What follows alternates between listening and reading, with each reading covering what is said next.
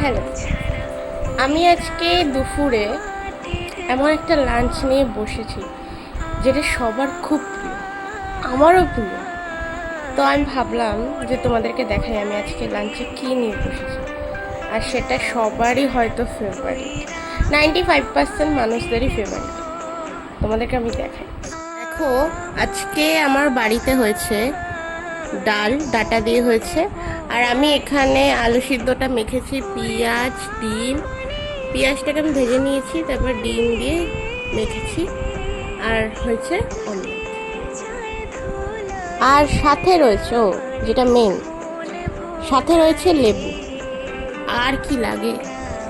এইটা থাকলে আর কি লাগে? আর কিচ্ছু লাগে না। চলো, যাই হোক, আমি আমার লাঞ্চটা এনজয় করি। তোমরাও বলবে তোমাদের বাড়িতে আজকে কী কী রান্না হয়েছে। আমার তো এটা আর কিচ্ছু লাগে না।